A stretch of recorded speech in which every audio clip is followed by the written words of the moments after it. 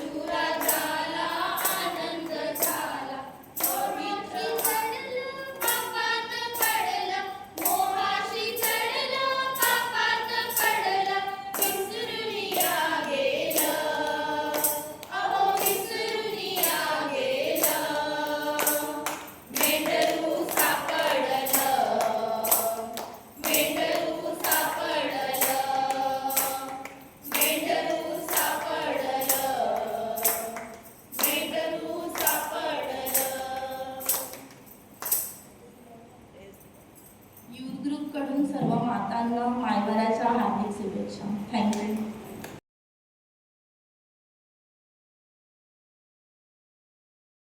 यावेळेला उभ्या असताना आपण नाईकमाळीने स्तोत्र वाचन करणार. स्तोत्र संहिता 32.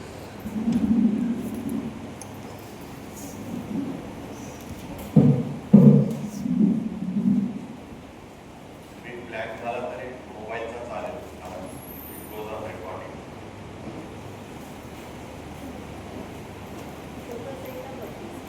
ज्याच्या अपराधाची क्षमा झाली आहे, ज्याच्या पापावर पांघरून घातले आहे, तो धन्य. ज्याच्या हिशेबी परमेश्वर अनितीचा दोष लावित नाही व ज्याच्या मनात कपट नाही तो मनुष्य धन्य. मी गप्प राहिलो होतो तेव्हा सतत कळण्यामुळे माझी हाडे जीर्ण झाली. कारण रात्र दिवस तुझ्या हाताचा भार माझ्यावर होता. उन्हाळ्याच्या तापाने सुकावा तसा माझा जीवन सुकून गेला आहे. मी आपले पाप तुझ्याजवळ कबूल केले. मी आपली अनिती लपवून ठेवले नाही. मी आपले अपराध परमेश्वराजवळ कबूल करीन असे मी म्हणालो. तेव्हा तू मला माझ्या पाप दोषांची क्षमा केली. यासाठी तू पावण्याची संधी आहे. तोच प्रत्येक भक्ताने तुझी प्रार्थना करावी. जलाचा महापूर आला तरी त्याला त्याचा स्पर्श होणार नाही. तू माझे आश्रयस्थान आहेस. तू संकटापासून माझे संरक्षण करशील. मुक्ततेच्या स्तोत्राने तू मला वेदिशील. मी तुला बोध करीन. ज्या मार्गाने तुला गेले पाहिजे त्याचे शिक्षण तुला देईन. मी आपली दृष्टी तुझ्यावर ठेवून तुला विवाद सांगेन. निर्बुद्ध घोडा किंवा खेचर ह्यांसारखे होऊ नका.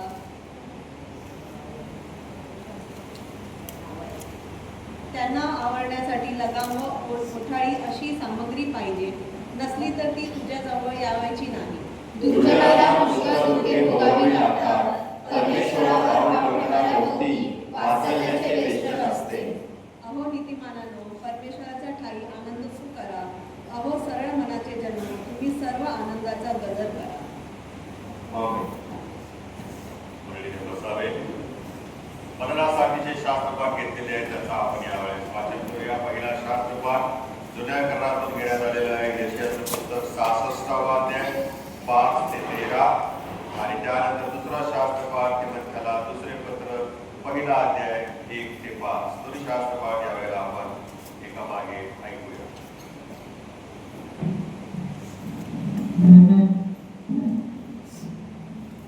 प्रथम शास्त्रपाठ यशायाचा 66वा अध्याय 4 ते 13 ही वचने. यशायाचा 66वा अध्याय 4 ते 13 ही वचने. त्या अर्थी मी त्यांच्यासाठी दुर्दशा पसंत करेन. ज्यांची त्यास भीती वाटते ते त्यांच्यावर आले. कारण मी हाक मारली तेव्हा कोणी उत्तर दिले नाही. मी बोललो तेव्हा त्यांनी माझे ऐकले नाही. तर माझ्या दृष्टीने जे वाईट ते त्यांनी केले. मला जे नापसंत ते त्यांनी पसंत केले. परमेश्वराचे वचन ऐकून संकल्पमान होणाऱ्यांनो त्याचे वचन ऐका. तुमचा द्वेष करणारे तुमचे जे बंधू माझ्या नामाचे निमित्त करून तुम्हास हाकून देतात व म्हणतात की परमेश्वराचे गौरव हो, म्हणजे तुमचा हर्ष आम्हास पाहण्यास सापडे. ते फजित होते. नगरातून कोलाहल ऐकू येतो. मंदिरातून शब्द ऐकू येतो. आपल्या शास्त्रांचे पारिपत्य करणाऱ्या परमेश्वराचा शब्द ऐकू येतो. वेदना येण्यापूर्वीच ती प्रसूत झाली. वेदना होण्यापूर्वीच तिला पुत्र झाला. अशी गोष्ट कोणी कधी ऐकली काय? अशी गोष्ट कोणी पाहिली काय? एका देशात एका दिवसात जन्म पावतो काय? राष्ट्र एका क्षणात जन्मास येते काय? परंतु सियोनेने वेदना दिल्या. ती आपली मुले प्रसवली. मुले जन्माच्या लागास आणून त्यास मी प्रसवणार नाही काय? असे परमेश्वर म्हणतो. जे मी जन्मास आणतो तो मी गर्भाशय बंद करीन काय? असे तुझा देव म्हणतो. यरूशलेमाबरोबर आनंद करा. तिजवर प्रेम करणारे तुम्ही सर्व तीचमुळे उल्हासा. तिच्यासाठी शोक करणारे तुम्ही सर्व तीच बरोबर अत्यंत हर्षित व्हा. म्हणजे तुम्ही तिचे तन चोखून तृप्त व्हाल, सांत्वन पावाल व तिचे विपुल वैभव बघून संतुष्ट व्हाल. कारण परमेश्वर म्हणतो, पहा नदीप्रमाणे शांती व पाण्याच्या पुराप्रमाणे राष्ट्रांचे वैभव मी तिचकडे वाहितो. तुम्ही स्तनपान कराल, तुम्हास कडेवर वागवतील, मांडीवर खिळवतील. जशी एखाद्याची आई त्याचे सांत्वन करीते, तसेच मी तुमचे सांत्वन करीन. यरूशलेमे तुमचे सांत्वन करीन. येथे प्रथम शास्त्रपाठ समाप्त.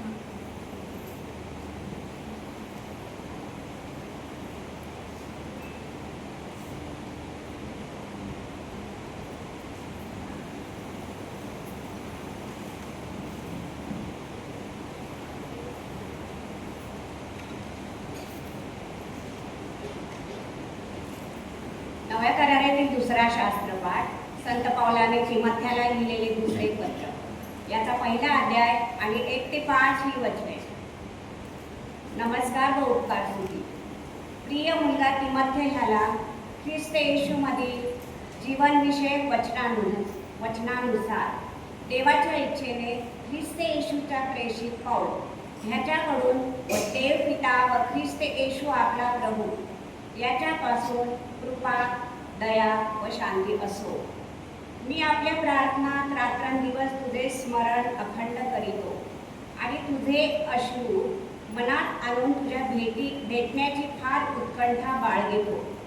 तुझ्यामध्ये असलेल्या निष्कपट विश्वासाची मला आठवण होऊन ज्या देवाची माझ्या पूर्वजांपासून चालत आलेली सेवा मी शुद्ध विवेक भावाने करीतो, त्याचे मी आभार मानितो.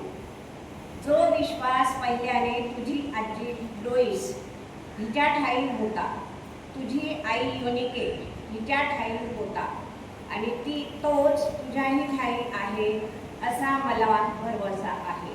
येथे शास्त्रपाठ. आज आपल्यामध्ये देवाची सेविका आहे वेरोनिका. मी त्याला विनंती करतो की त्याने कृपया पुढे यावं आणि देवाचा मानना जो आहे, देवाच्या वचनासाठी जी आमची मंडळी भोगलेली आहे, ताणलेली आहे, तो आवाज कृपया द्यावा. पण त्याच्या अगोदर त्यांचं जे परिचय आहे, तो परिचय आपण यावेळेस ऐकणार आहोत.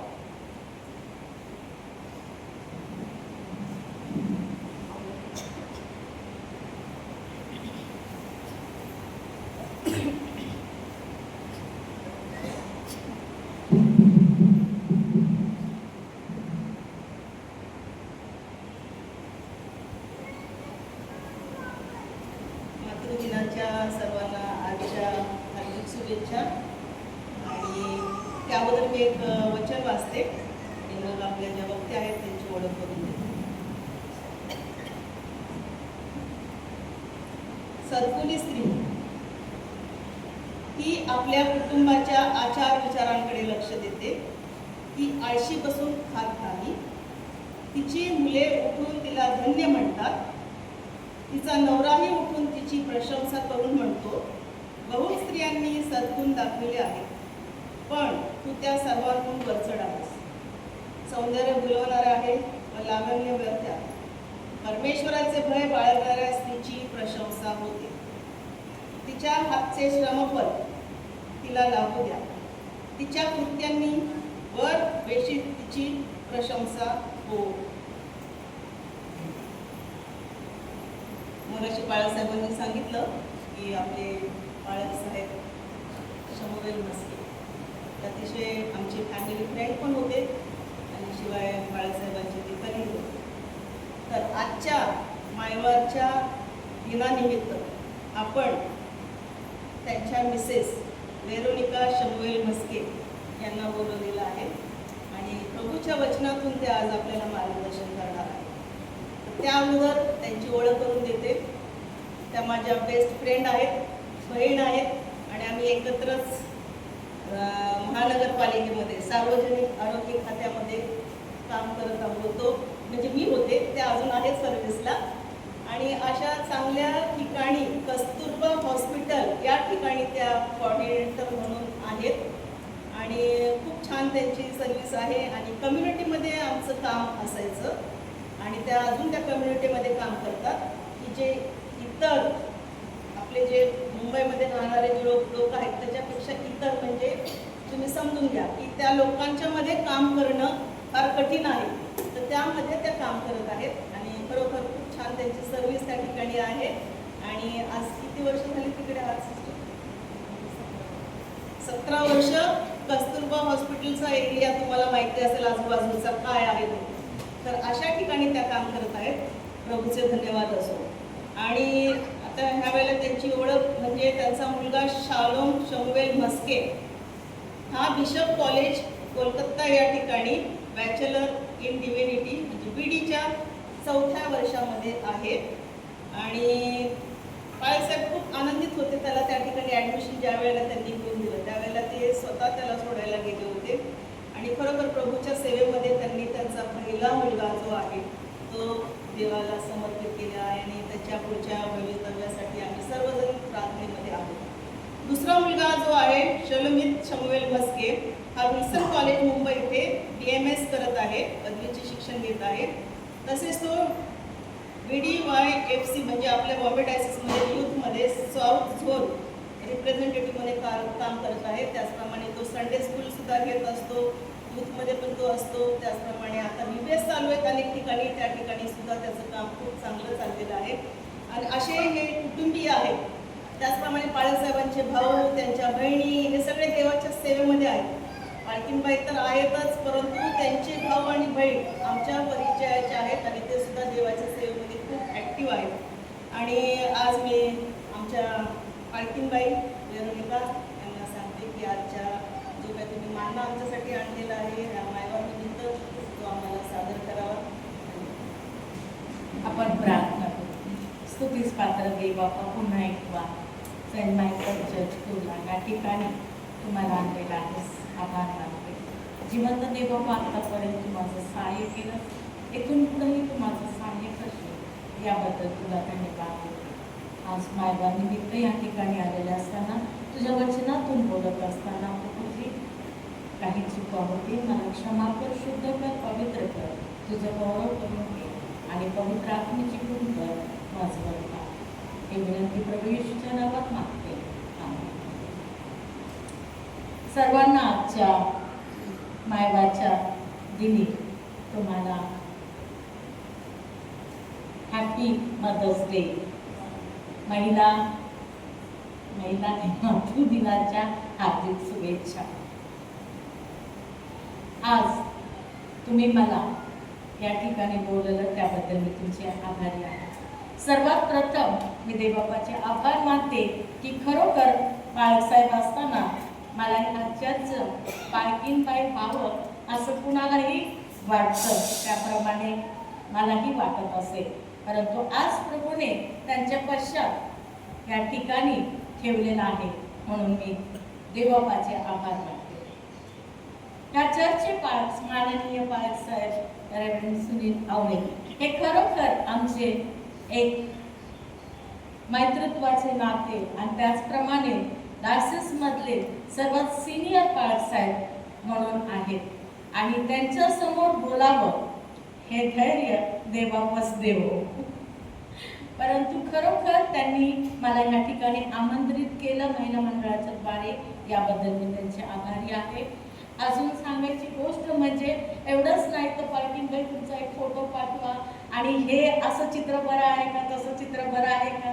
आणि मला एवढं असं वाटत होतं की याच्या आधी आम्ही जरी असलो तरी बाळासाहेब एक रिस्पेक्ट म्हणून मी त्यांच्याकडे पाहते आणि आमचा जो आदर भाव आहे आणि जे नातं आहे ते वेगळं आहे. तर त्यांच्यासाठी कसं बोलावं, त्यांना मी काय सांगावं की हे असं नको तसं नको, परंतु ते व्हॉट्सअपद्वारे विचारतच होते. आणि शेवटी रात्रभर विचार केला आणि म्हटलं ठीक आहे बाळासाहेब तुम्ही म्हणता त्याप्रमाणे करूया. आणि त्याच्यानंतर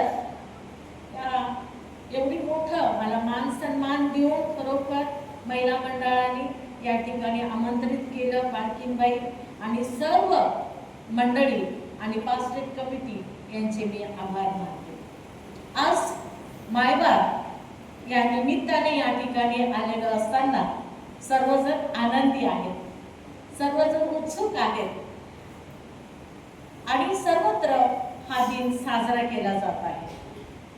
आईचं महत्त्व, आईविषयी कृतज्ञ असावं, आईच्या प्रेमाविषयी गुणगान गावं आणि आजचा दिवस आईचा सन्मानपूर्वक दिवस साजरा करावा म्हणून आज आपण आईचा साठी राखून ठेवलेला दिवस साजरा करत आहोत.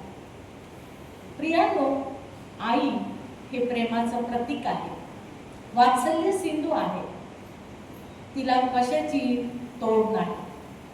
त्यागाचं, संघर्षाचं, ममता, स्नेह, कष्ट याचं प्रतीक. आणि खरोखर प्रत्येकाची आई या सर्व गुणांमधून जाते.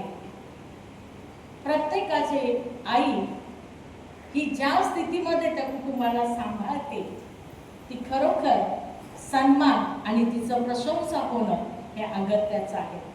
आणि हे आपण पाहतो की वेगवेगळ्या प्रकारे वेगवेगळ्या चर्चमध्ये साजरा करण्याची पद्धत आहे. अँग्लिकन पद्धतीमध्ये उपास समयातली जो चौथा रविवार आहे तो रविवार मायवार म्हणून साजरा केला जातो. परंतु अमेरिकेसारख्या संयुक्त राष्ट्राने मे मधील दुसरा आठवडा हा आईच्या प्रेमाखातर आणि आईविषयी राखून ठेवलेला जगभर साजरा करणारा दिवस आहे. आणि त्यांनी आईचं प्रतीक म्हणून एक गुलनारचं फूल, पांढरं फूल ठेवलेलं आहे की त्या फुलाचं प्रतीक आहे ते पांढरं आहे, ते शोषिक आहे, ते सहनशील आहे आणि ते त्याग आहे. त्या त्यागाचं प्रतीक म्हणून मायवरसाठी त्यांनी ते फुलाचं प्रतीक असं ठेवलेलं आहे. आणि खरोखर एवढ्या मोठ्या राष्ट्राने आईविषयी विचार करून जागतिक पातळीवर सर्वांनी मायवार साजरा करावा असं आविष्कृत केलं आणि तेव्हापासून आजपर्यंत हा मायवार साजरा होत आहे. की एवढ्या मोठ्या राष्ट्राने आईसाठी हा दिवस मानावा म्हणजेच काहीतरी आईमध्ये आहे आणि आजपर्यंत ते चालू आहे. आपण आईविषयी म्हटलं तर आईविषयी कधीही आपण कृतज्ञ राहू शकत नाही, ऋणी राहू शकत नाही. तिचं ऋण आपण फेडू शकत नाही. कितीही काहीही केलं तरी आम्ही आमच्या आईच्या ऋणात राहू. खरोखर मी माझ्या आई पप्पांचे आभार मानते की त्यांनी या जगामध्ये आम्हाला आणलं आणि ह्या ठिकाणी मी तुमच्या समोर उभी आहे. ती खरोखर एक त्यांची कृपा आहे. मला आज रविवारी माझी नेहमीच एक इच्छा असायची की प्रभू तू मला मंदिरात ठेव आणि त्याप्रमाणे देवाने मला आतापर्यंत मंदिरात ठेवलेले आहे. परंतु आम्ही ऑर्डनन्स अंबरनाथ या ठिकाणी राहत असताना आमच्याकडे सायकल असायची आणि वंदना सिनेमा थिएटरकडे मेथडिस्ट चर्च आहे आणि त्या मेथडिस्ट चर्चकडे आमच्या 5 भावंडांना आमचे पप्पा चर्चमध्ये घेऊन जायचे. आणि आज मला सकाळी ती गोष्ट आठवली की पप्पा 2 लेकरांना चर्चला न्यायचे. तिथपासून आम्ही ऑर्डनन्स राहतो त्या ठिकाणी आणि असं करत चर्चची ही वेळ यायची तेव्हा पप्पा माझे चर्चमध्ये असायचे. आमच्या चर्चची वेळ 8:30ची वेळ, परंतु पप्पा आम्हाला प्रत्येकाला दोघांना सोडून या वेळेस 10, 10:15, 10:30च्या वेळेस चर्चमध्ये उपस्थित असायचे. हे त्यांचे कष्ट की आमच्या लेकरांनी संडे स्कूल अटेंड करावं आणि शब्दात शाळा त्यांना प्राप्त व्हावी. आणि खरोखर एकही संडे ते आम्हाला मिस करत नव्हते. ते आम्हाला घेऊन जायचे. अशा प्रकारे त्या कष्टाचं प्रतिफळ. आणि त्याचप्रमाणे अंबरनाथची काही ओळखीचे लोक असतील तर सावेल अंकलला कोणीही विसरणार नाही, सोरटे आंटींना कोणी विसरणार नाही की ते आमचे संडे स्कूल टीचर होते. त्या काळात ते मोठ्या प्रमाणात VBS चालवत असायचे आणि त्यावेळेसही आमच्या पूर्ण 5 भावंडांचा त्याच्यामध्ये सहभाग होता. आणि खरोखर हे आपल्या आईवडिलांनी दिलेलं आध्यात्मिक ज्ञान आज त्या ज्ञानामुळं किंवा त्या गोडीमुळं त्या ईश्वराच्या चरणी आम्हाला घेऊन आल्यामुळं, मंदिरात आणल्यामुळं आज आम्ही मंदिरात आहोत. आणि खरोखर परमेश्वराचं वचन सांगतं की वृद्धापकाळातही ते टवटवीत आणि रसभरीत असतील, पण जे केव्हा की ते मंदिरात असतील तेव्हा. तर अशा प्रकारे मी स्वतः माझ्या आईवडिलांचे आणि आम्हाला ज्यांनी संडे स्कूल शिकवलं त्या आध्यात्मिक माता पित्यांचे मी आभार मानते. आई या शब्दामध्येच खूप मोठा मान आणि सन्मान आहे. आई सर्वत्र असू शकत नाही आणि म्हणूनच देवाने तिला आपल्यामध्ये ठेवलेला आहे. आई या शब्दाचा अर्थ ईश्वरीय माता असलेला आत्मा. आणि आई हा शब्द उच्चारत असताना एक मान आहे, एक सन्मान आहे आणि लाक्षणिक अर्थ त्याला आहे. पवित्र शास्त्रामध्ये ज्या दोन मोठ्या गोष्टी, मोठे रस्ते आहेत त्याला माता संबोधण्यात येतं. मोठे शहर, संदेशे यांना सुद्धा माता म्हणून पाहिलं जातं. आणि आज आपला भारत देश, आपली मातृभाषा यालाही आपण माता म्हणून संबोधतो. अशा प्रकारचं हे एक माताचं वैशिष्ट्य आहे, एक लाक्षणिक अर्थ आहे की सहज कुणालाही माता होता येत नाही आणि माता म्हणून संबोधता येत नाही. आपल्या भारतामध्ये अनेक वेगवेगळ्या प्रकारच्या माता होऊन गेलेल्या आहेत आणि त्या म्हणजे मदर तेरेसा. मदर तेरेसा ह्या आजारांची सेवा करून, रोग्यांची सेवा करून अनेक लोकांची माता झालेली आहे.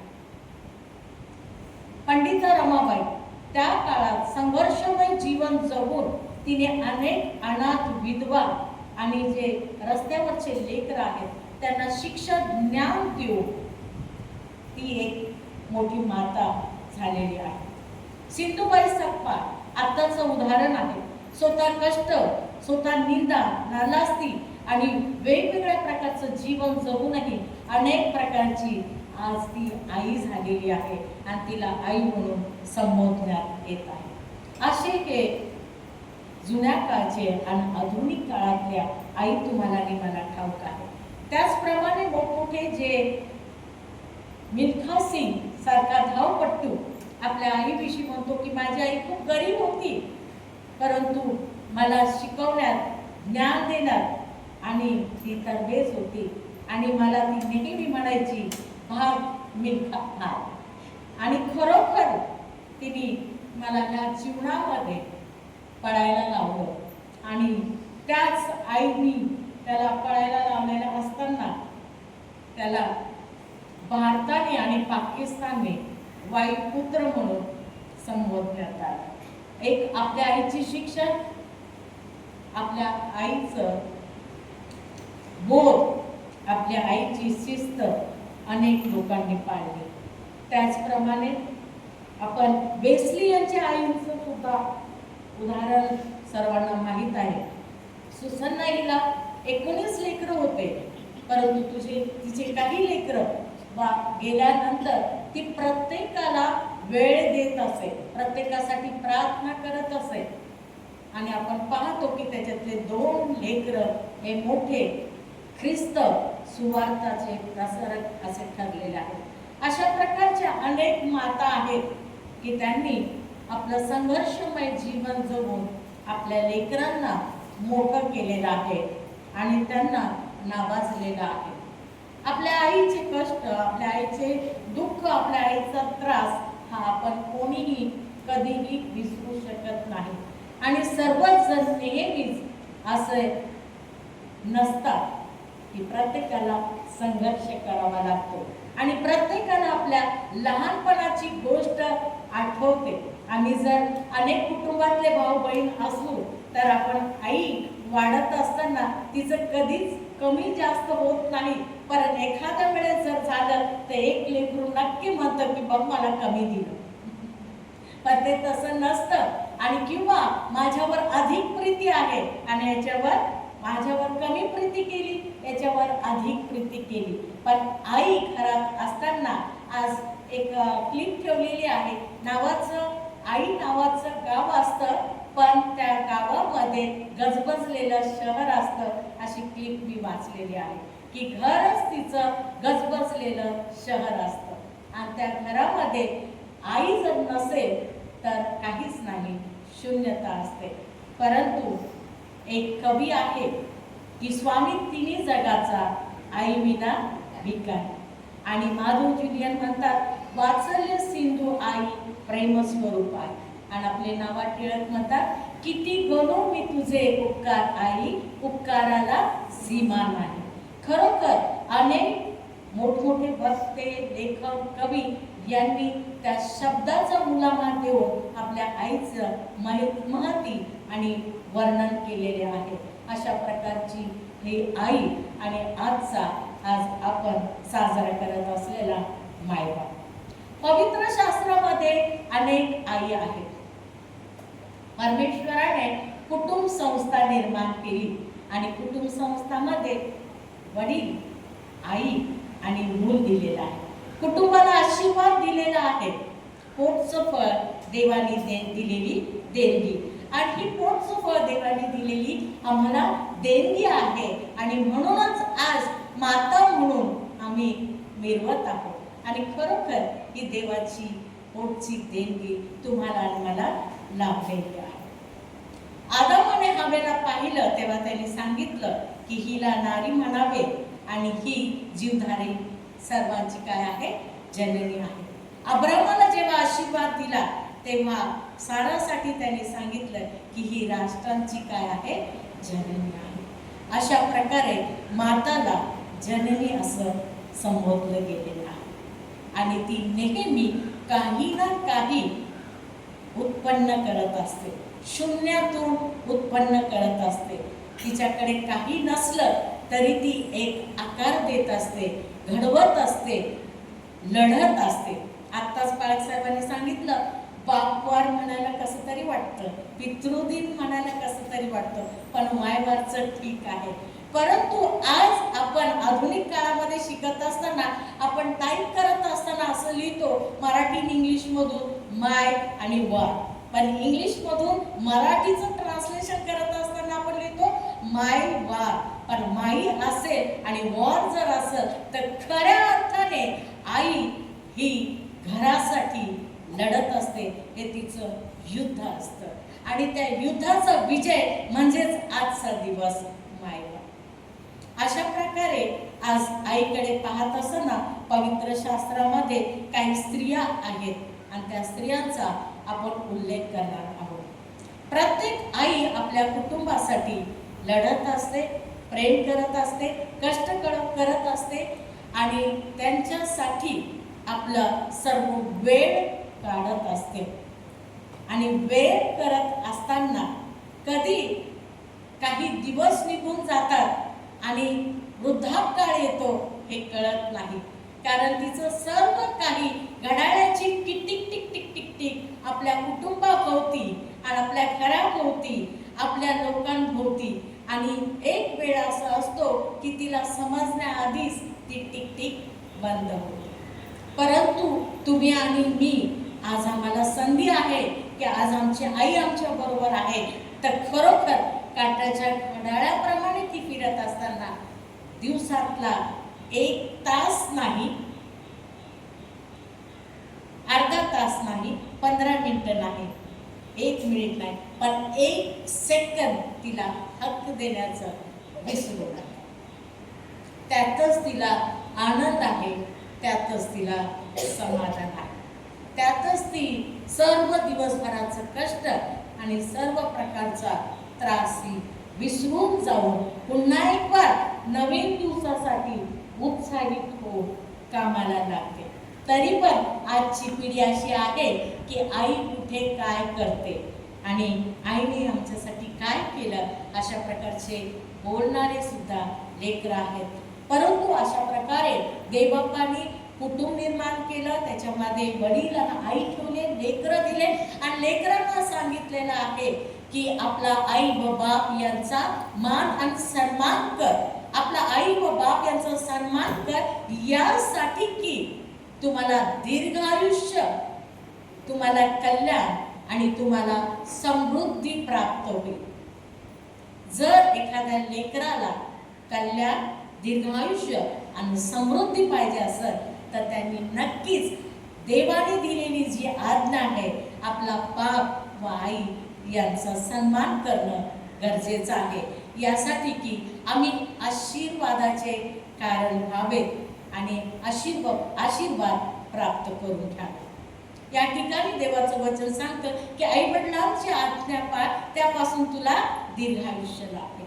परंतु अशा काही स्त्रिया मी आज तुमच्या समोर उभ्या करणार आहेत. पहिली स्त्री म्हणजे हगार. साराला मूल नव्हतं आणि म्हणून हगारेला अब्राहमापाशी जा आणि तिच्याकडून तुला मूल प्राप्त करून घे. परंतु ही देवाची योजना नव्हती. परंतु जेव्हा साराला मूल झालं आणि ते जेव्हा खेळू लागले तेव्हा तिच्या मनात काय झाली की माझा स्वतःचा मुलगा आणि मला वारसदार नको, तर हिला काय कर, तू नेऊन सोड. अब्राहमाला विनंती केली आणि अब्राहमाला विनंती केली असताना अब्राहमालाही देवाने सांगितलं की तेही तुझं बीज आहे, म्हणून मी त्याला काय करीन, वेगळं राष्ट्र करीन आणि त्यालाही मी तुला आशीर्वादित करीन.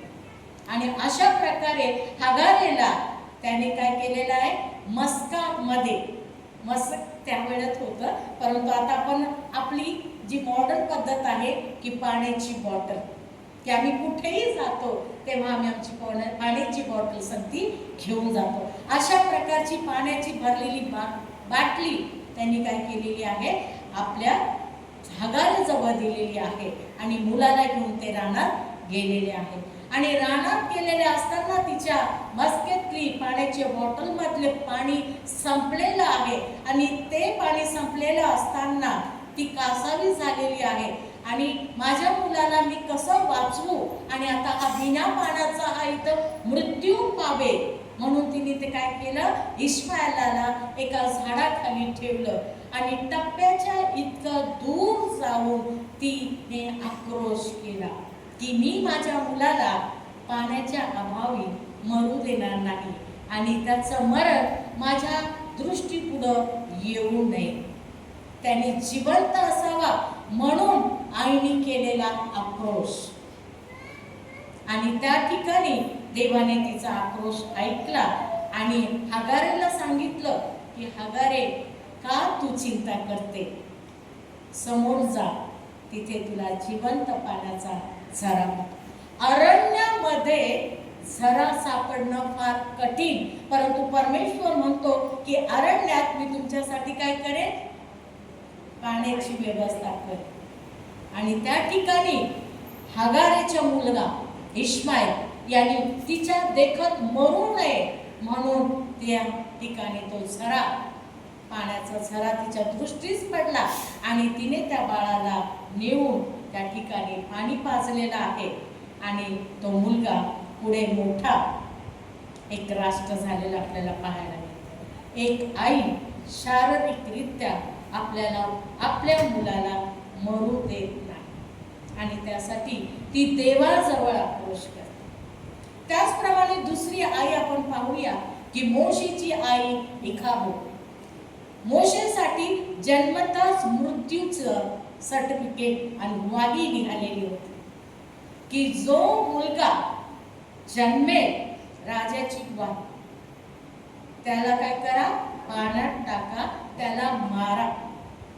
परंतु मोशे ठिकाणी 5 आया आपल्याला पाहायला मिळतात आणि त्या म्हणजे 2 दाया, त्याची स्वतःची आई मरियम आणि राजाची मुलगी फारोची कन्या. अशाने त्याचा केलेला सांभाळ. ज्या मुलाविषयी म्हटलेलं आहे की जन्मताच त्याला मारा आणि त्या सुईणींनी त्या देवाच्या भय बाळगणाऱ्या होत्या आणि म्हणून त्यांनी त्याला काय केलेलं आहे, मारलेलं नाही तर त्याचं राखलेलं आहे. त्या स्त्रियांविषयी असे म्हटलेलं आहे की त्यांनी अनेकांची घरं स्थापिली आहेत. अनेकांची घरे स्थापिली. घर कोण स्थापतं? एक माता. सद्गुणी स्त्री कोणाला प्राप्त होते? तिचं मोल तिला द्या, कारण घर सांभाळणारी एक आईच असते आणि आई त्या मोशेच्या दाई नसून आई झाल्या आणि तिथून त्याला जिवंताचा परवाना मिळाला. आणि त्यानंतर आपण पाहतो की अम्राम आणि इखाबोद यांनी ते बाळ पाहिलं की ते बाळ सुंदर आहे, अतिशय सुंदर आहे. आणि तो बाळ कोण होता? मोशे होता. आणि तो बाळ सुंदर आहे, त्या बाळाला कसं मारावं, कसं वाढवावं? आता तुम्ही मला सांगा, इथे अनेक आजी लोक आहेत. पहिलं खूप मोठं कुटुंब असायचं, त्याच्यामुळं घरामध्ये खूप वर्दळ असायची, मोठं कुटुंब, मोठी काळजी घेणारे लोक असायचं. आणि नवीन बाळंतीला वेगवेगळ्या गोष्टी सांगण्याची एक पद्धत असायची. परंतु आज विभक्त कुटुंब झालेलं आहे आणि छोटे छोटे कुटुंब झालेलं आहे. आणि छोटं कुटुंब म्हणजे हम दो और हमारा एक. आणि असं कुटुंब, मी आरोग्य केंद्रामध्ये काम करत असल्यामुळे याचा आम्हाला अभ्यास आहे की छोटं कुटुंब आणि एक मूल. आणि अशा प्रकारे आपलं मूल आपण घरामध्ये वाढवत असतो. परंतु कुटुंब वत्सल आणि मोठमोठ्या कुटुंबात पूर्वच्या काळामध्ये सर्वजण मातेप्रमाणे आपल्या सर्व पुतण्यांचं, नातवंडाचं, लेकरांचं काय करत होतं? कल्याण करत होते, सांभाळ करत होते, त्यांच्यासाठी झटत होते. परंतु अशा प्रकारची कुटुंब व्यवस्था आणि कुटुंब बदलत गेलेला आहे. परंतु ह्या ठिकाणी ह्या दोघांनाही विचार केला की अशी राजाची आज्ञा असताना सुद्धा आम्ही ह्या लेकराला कसं सांभाळावं. परंतु त्यांनी किती महिने सांभाळलं? 3 महिने सांभाळलं. आता या ठिकाणी सर्वजण आहोत की आम्ही जन्म दिलेला आहे, आम्ही लहान लेकरांना कसं सांभाळलेलं आहे.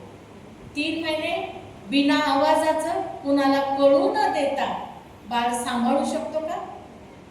सर्वीकडे काय होते? पुन्हा एकदा सांगते, आरोग्य केंद्रामध्ये त्या गोष्टीला किलकारी म्हणतात. किलकारी, की ज्या घरात लहान बाळ असतं तिथे किलकारी असते, रडणं आहे, ओरडणं आहे, अरे काय झालं बाळाला, काय झालं बाळाला, की किलकारी सारखा असा निनाद त्या घरामध्ये असतो. आणि आजही आपण पाहतो की न्यू बॉर्न बेबीच्या घरी कशी वर्दळ असते आणि कशी त्याची उठाठेव असते. परंतु मोशेच्या आईने ते बाळ 3 महिने सांभाळलं. त्याचा विचार करा प्रियांनो, आज आम्ही आमचं लेकरू सांभाळत असताना तिने ते 3 महिने कशा प्रकारे आपल्या बाळाला सांभाळलं असं. अतिशय डोळ्यात तेल घालून, त्याला रडू न देता, कुणालाही न कळवता, राजापासून, लोकापासून, वस्तीपासून तिने त्या बाळाला सांभाळलं. शेवटी नाईलाज झाला आणि पुन्हा एकदा राजाची जी आज्ञा होती की मुलगा जन्मला त्याला पाण्यात टाका, आणि तिने तेच प्रकार केला.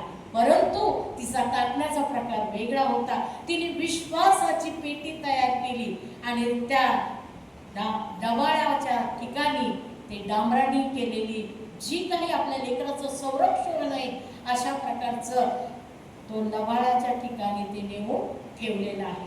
शेवटी तिचा नालायक झाला आणि ते पाण्याजवळ तिने सोडलेलं आहे. आणि जी म्हण आहे की शेवटी मी पाणी पेरलं म्हणतो ना, तशा प्रकारे तिने ते करण्याचा प्रयत्न केला. परंतु या ठिकाणी ते विश्वासाने तिने ते कृत्य केलं असताना मी तर माझं बाळ वाचवण्यासाठी पाण्यात टाकलेलं आहे. आता पुढे पाहू देवाची काय इच्छा आहे. पण 3 महिने हे बाळ आपल्या घरामध्ये आई वडील कशा प्रकारे सांभाळत आहे हे त्या बहिणीने पाहिलेलं आहे. आणि वचनात असं लिहिलेलं आहे की पुढे काय होईल म्हणून ती लपून त्या बाळाकडे पाहत होईल. या ठिकाणी त्याची मोठी बहीण त्या बाळाचा फ्युचरचा विचार करत आहे की पुढे काय होईल. आईने तर ते लवाळात सोडलं, परंतु बहिणीचा विश्वास ती लपून त्या झाडाकडे पाहते की माझ्या भावाचं पुढे काय होईल. या ठिकाणी तिने सुद्धा पुढचा विचार करून मातेची भूमिका निभावलेली आपल्याला दिसते. आणि त्याच ठिकाणी राजाची मुलगी आलेली आहे आणि ती पाहते की त्या पेटाऱ्यामध्ये बाळाचा रडण्याचा आवाज आलेला आहे. आणि पाहिल्याच्या नंतर हे तर कोण्या इब्राचं बाळक आहे. आणि त्या बाळकाला पाहून तिला कळवळा आला. एक मातेलाच आपल्या लेकराचा कळवळा येतो, एका आईलाच आपल्या लेकराला पाहून कळवळा येतो. आणि त्या स्थितीत पाहिलेल्या नंतर राजाच्या मुलीला सुद्धा कळवळा आलेला आहे. आणि मग मरियम धावत जाऊन म्हणते, या बाळासाठी मी दाई आणू काय? आणि तिने दाई म्हणून कुणाला बोलवलं? आपल्याच आईला बोलवलेलं आहे. आणि ती सुद्धा त्या बाळाला, राजाची कन्या त्याला सांगते की माझ्यासाठी तू याला काय कर? दूध पाज, याचं संगोपन कर, याचं वाढ कर. आणि तिनेही ते बालक मोठा झाल्यावर, दूध तुटल्यावर त्याच्याजवळ आणून राजाच्या कन्येजवळ आणून दिलेला आहे आणि सांगितलेलं आहे की आजपासून हा तुझा पुत्र. आणि खरोखर तिनेही राजवाड्यामध्ये मोशेचं राजकुमाराप्रमाणे संगोपन केलं. आणि ह्या 5 मातेंनी त्याचं जो मरणाचा त्याच्यासाठी योजना आखलेली होती त्याला जिवंत राखून तो मिस्री देवाची जी योजना होती की मिस्रातून इस्रायल लोकांना पार कनान देशात नेण्याची पुढारपण मोशेला देण्यात आलं. आणि मोशेने ते केलेलं आहे हे आपल्याला माहीत आहे. परंतु जिवंताच्या भूमीत राखण्यासाठी त्यांच्या पाठीमागे ह्या माता, संरक्षणाची तट, पुरवठा करणारी बहीण, काळजी घेणारी फारोची कन्या ही ठरलेली आहे. आणि अशाच प्रकारची आपली माता सदैव आपल्याला संरक्षणाची तटाची अशी भूमिका करत असते. आपल्या मोठ्या बहिणी, माझ्या बहिणीची आज पुन्हा एक बार मी आठवण करते की आमची बहीण विश्वासात वाढत होती आणि तिचा विश्वास पाहून आम्हीही विश्वासात वाढलो. एक छोटीशी गंमत सांगते. आमची बहीण टीव्ही पाहू देत नव्हती ना आम्हाला टीव्ही बघू देत नव्हती. तिला ना ते टीव्ही मध्ये ते सारखे ॲडव्हर्टाईज येतात ना ते तिला कळायचे नव्हते. पण त्या काळामध्ये बेरोलेक्स नावाची सारखी ती पेनची ॲडव्हर्टाईज येते. अक्का ड्युटीला गेली, आम्ही टीव्ही लावून बघत बसलो, मी छोटी बहीण. अक्का आली की आम्ही टीव्ही बंद करायचो. आम्ही मोठमोठ्याने हसलो की अक्का म्हणायची, ते वचनातून सांगायची का काय तुम्ही हसता, हे देवाला आवडत नाही. म्हणून अक्काचा आम्हाला फार काय होता, धाक होता. पण खरं विश्वासाचं प्रत्येक पाऊल टाकण्यासाठी आम्हाला अक्काने विश्वासात वाढवलं. आणि एकदा तिने मला प्रश्न केला की मोना, तुला हे सारखं बघून कंटाळा येत नाही का? मी जेव्हा पण येते ते बेरोलेक्सची ॲडव्हर्टाईज, आणि अख्खा ती ॲडव्हर्टाईज आहे काय, पिक्चरचा भाग संपला ना मग ती परत ॲडव्हर्टाईज लागत असते. की अशा प्रकारे की आपली मोठी बहीण सुद्धा काय करत असते, आपल्याला विश्वासात मातेप्रमाणे चालवत असते. आणि त्याप्रमाणे ती आमची आध्यात्मिक माता बनत असते. या ठिकाणी मरियमने ते काम केलेलं आहे आणि राजाच्या कन्येने त्याचं संगोपन केलेलं पाहत असते. तिसरी गोष्ट आहे की आपण पाहतो 2 वेश्या आहेत, एकाच घरात राहत आहेत आणि दोघींनाही मूल झालेलं आहे. आणि पहिल्या स्त्रीचं मूल हे जिवंत आहे आणि दुसऱ्या स्त्रीचं मूल हे रात्री मरण पावलं. परंतु कधीही आपलं मूल मेलेल्या दशेत आपली आई पाहत नाही. तिने रात्रीच उठून आपले मेलेलं मूल त्या पहिल्या स्त्रीच्या मुला कुशीजवळ ठेवलं आणि ते जिवंत मूल घेऊन ती आपल्या उराशी ठेवलेलं आहे. परंतु जेव्हा पहिली आई उठते आणि ते मूल पाहते आणि त्याचं पाहणी आणि त्याची निगराणी करत असताना तिच्या लक्षात येतं की हे मृत अवस्थेतलं मूल माझं नाही. आणि ते म्हणते की ते माझं मूल आहे. आणि दोन्ही स्त्रिया त्या जिवंत बाळाविषयी काय करत आहे, भांडत आहे. आणि ह्यांचं भांडण राजापर्यंत गेलेलं आहे आणि राजाने ह्या गोष्टी ऐकलेल्या आहेत. आणि राजा म्हणतो की आता हे कुणाचं बाळ, आणि म्हणून तो दोघांचा न्याय करतो. आणि न्याय करताना तो म्हणतो तलवार काढा आणि बाळाचे 2 तुकडे करा आणि दोघींनाही वाटून द्या. राजाचा न्याय ठरला. त्यांनी आज्ञा केली तलवार काढा आणि बाळाचे 2 तुकडे करा. जिचं मूल नाहीये ती म्हणते ठीक आहे चालेल, ना तुझा ना माझं, होऊन दे त्याचे 2 तुकडे, 1 तुकडा मला 1 तुकडा नाही. त्या तुकड्यांचं काय होतं का, परंतु जी खरी आई होती तिच्या आतडीला पिळवटून कळवळ आला आणि ती म्हणाली, स्वामी, माझे महाराज. त्या बाळाचे 2 तुकडे करू नका. ते बाळ तिचं आहे, तिला त्या. माझ्या बाळाला मारू नका. आणि राजा म्हणाला, ते बाळ तिला त्या, कारण जिवंत बाळ तिचंच, तीच खरी आई. जिवंत बाळ त्या मातेला द्या, कारण तीच तिची खरी आई. आमचं बाळ आमच्या डोळ्यासमोर मरू नये शारीरिकरित्या, म्हणून आई नेहमी कष्ट करत असते. प्रत्येकाची आई आज कुठेही असो, किती वयाच्या असो, पहिला शब्द विचारते, बाळा तू जेवलास का? बाळा तू कुठे आहे? आणि आज हा उन्हाचा उष्माचा इतका तडाखा आहे, मी माझ्या लेकरांना काही देऊ शकले नाही, तरी मी त्यांना विचारते की पाण्याची बॉटल तुझ्याजवळ आहे का? काही नसलं तरी सारखं पाणी पीत राहा, पाणी पीत राहा. पाणी हे जीवन आहे आणि तुम्ही त्याच्याने काय आहात? जिवंत राहा. पाण्याची गोष्ट. आणि हे म्हणत असतानाच एका मातेने एका बाळाला पाण्याची बॉटल दिलेली आहे आणि ती पाणी पीत आहे. खरोखर आहे त्या स्थितीत आपली आई आपल्या लेकराची काळजी घेत असते. त्या ठिकाणीही आपल्या डोळ्यासमोर आपल्या मुलाचा मृत्यू ती पाहू शकत नाही. प्रभू येशू ख्रिस्ताची आई अतिशय वेदनादायक आईपंतीने केलेला आहे. निंदामय जीवन तिने जगलेलं आहे, संघर्षमय जीवन तिने जगलेलं आहे. पण तिचं पावित्र्यपण, तिचं जिवंतपण आज तिला धन्यता म्हणत आहे. कुमारी माता प्रभू येशू ख्रिस्ताची आई जन्मापासून तर त्या क्रूसावर त्याचं मृत्यू होईपर्यंत आणि मृत्यूनंतर त्याचं पुनरुत्थान होणं व स्वर्गात जाणं तोपर्यंत ती त्याच्या पायथ्याशी उभा आहे. सर्व स्थितीत आपली आई आपल्या पायथ्याशी उभी असते, आपल्या पाठीमागे उभी असते. आपल्यासाठी ती देवाजवळ करुणा भागत असते.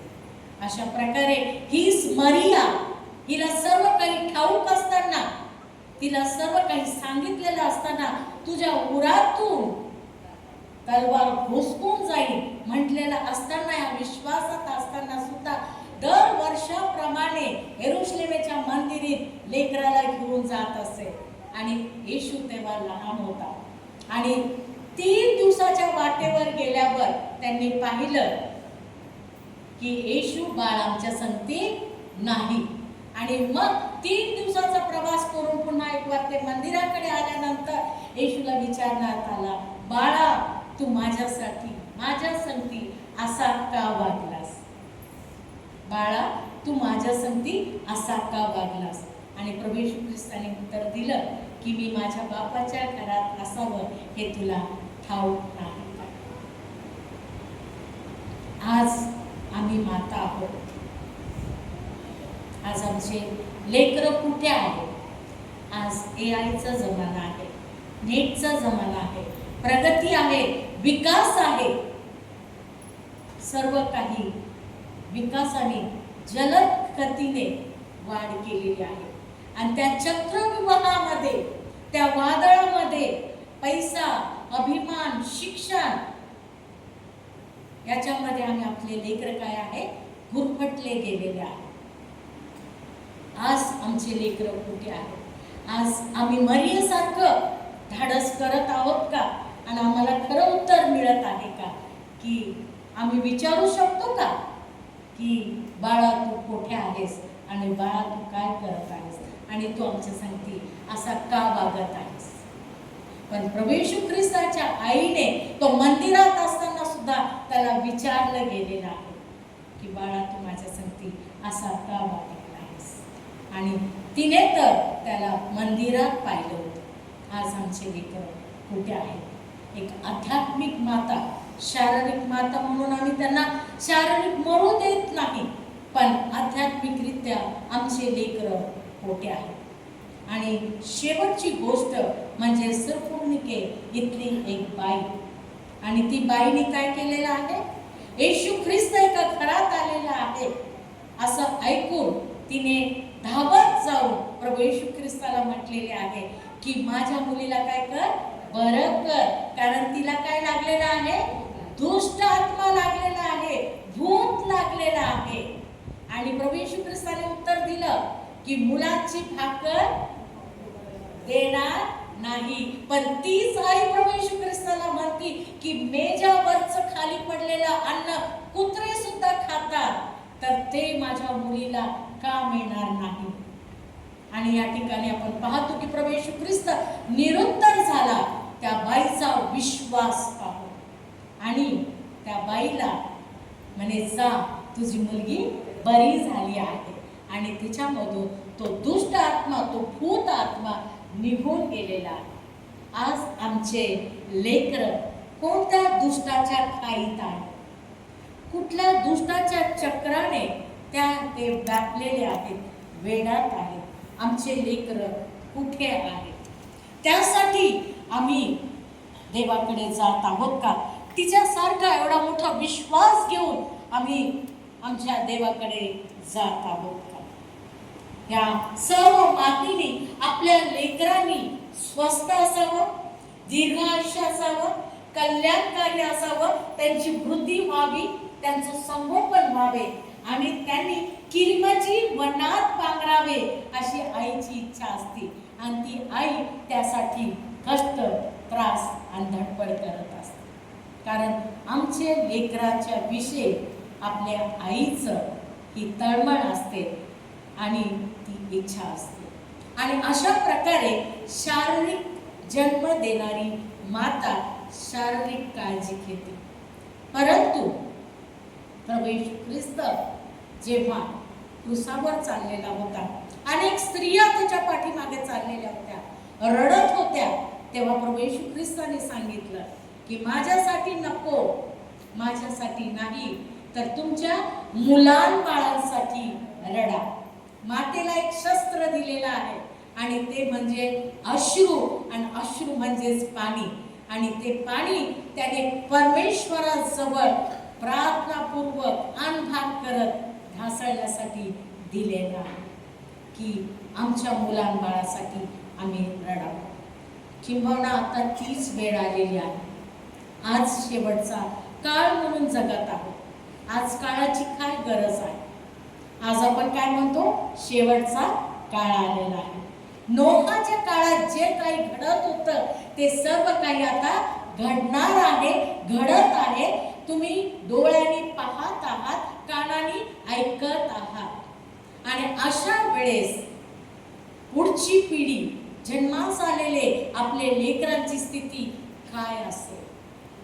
आणि त्यासाठी परमेश्वराने प्रभू येशू ख्रिस्ताने सांगितलं की तुम्ही माझ्यासाठी रडू नका, तर कुणासाठी रडा?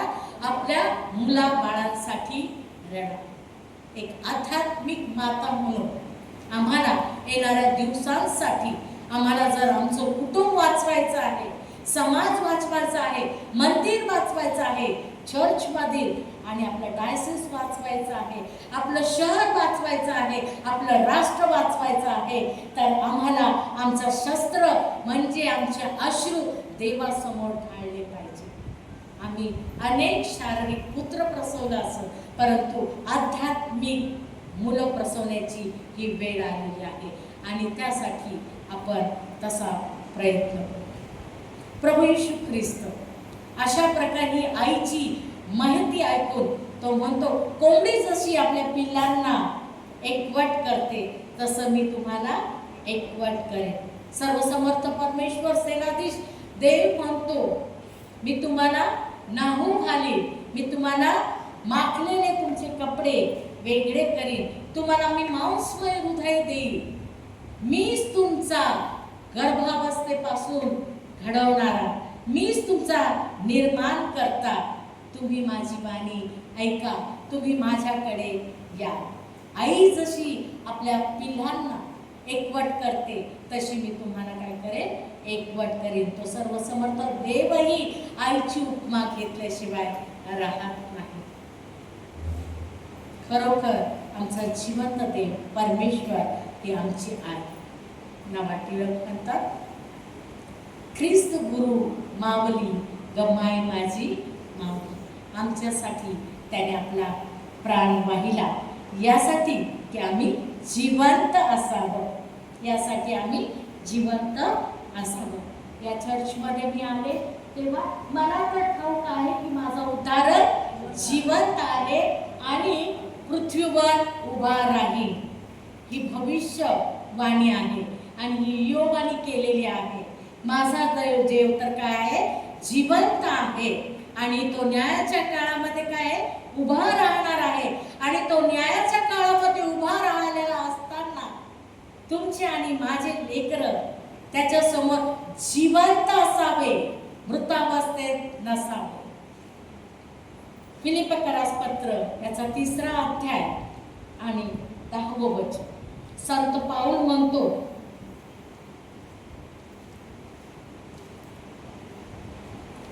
हे अशासाठी आहे की तो व त्याच्या पुनरुत्थानाचे सामर्थ्य व त्याच्या दुःखाची सहभागिता यांची त्याच्या मरणाला अनुरूप होऊन मी ओळख करून घ्यावी. म्हणजे कसेही करून मी मृतामधून पुनरुत्थान मिळावे. कसेही करून मी मृतामधून पुनरुत्थान मिळावे. आमच्या लेकराने न्यायाच्या दिवशी मरणातून पुनरुत्थित असावं, कारण आमचा ख्रिस्त हा पुनरुत्थित आहे. आणि या वचनात म्हणण्याप्रमाणे तो येईल तेव्हा आमचे लेकरं न्यायाच्या दिवशी जिवंत असावेत, सार्वकालिक जीवनात असावे, ही आमची धडपड असावी. आणि आजच्या मायवारच्या दिवशी हाच संदेश आहे की आम्ही शारीरिक मूलतः अनेक प्रसूत आहोत, पण आज काळाची गरज आहे की आम्ही आध्यात्मिक पुत्र प्रसवावेत, यासाठी की आमची मुलं प्रभू येशू ख्रिस्त येईल तेव्हा जिवंत राहून सार्वकालिक जीवन त्यांना प्राप्त व्हावे. आपण प्रार्थना. स्तुतीस पात्र जिवंत देव बाप्पा, तू माझं सहाय्य केलंस, वचनाद्वारे अनेक गोष्टी बोलण्यासाठी तू माझा शब्द आणि मुख उघडलं, याबद्दल मी तुला धन्यवाद देते, तुझे आभार. हालेलुया. जिवंत देव बाप्पा, आज जो अनेक मातांनी हा संदेश ऐकलेला आहे आणि प्रभू तू आम्हाला तुझ्या वचनातून हेच सांगत आहे की आम्ही आमच्या लेकरांसाठी रडावे, अश्रू ढाळावे, कारण आमचे अश्रू तू बुदलीत भरून ठेवणार आहे आणि प्रत्येक अश्रूचं तू मोल देणारा, वेतन देणारा आहे. आज आम्ही आमच्या प्रत्येक लेकरांसाठी मागत आहोत की त्यांनी मृतावस्थेत नसावं तर जिवंत असावं आणि तू येशील तेव्हा तुझ्या कवेत असावे. तुझ्या सार्वजनिक हालेलुया जीवनामध्ये त्यांनी पार जावं आणि सार्वकालिक जीवनामध्ये त्यांचा हालेलुया समावेश व्हावा. दया कर, कृपा कर, करुणा कर. आज सर्व मातेंना आशीर्वाद दे, स्वास्थ्य कर आणि सर्व प्रकारे निरोगी राखो. आपल्या लेकरांसाठी पुन्हा संघर्ष, कष्ट आणि सर्व काही सहन करण्यासाठी सर्व प्रकारचं शक्ती, सामर्थ्य, ताकद, बल करू तुझ्यापासून प्राप्त होते. ही सर्व प्रार्थना तू ऐकलीस म्हणून धन्यवाद देते. तू सर्व प्रकारचा आशीर्वाद दिलास याबद्दल मी तुला धन्यवाद देते आणि तू आम्हाला आशीर्वादाचं कारण बनवलंस याबद्दल मी तुला धन्यवाद देते. धन्यवाद दे प्रभू येशू ख्रिस्ताच्या नावात मागते म्हणून ऐकू द्या. आमेन. पुन्हा एक वार पाळक साहेब, वाणी महिला मंडळ आणि सर्व पास्टरेट कमिटी आणि मंडळी यांचे मी प्रभूमध्ये आभार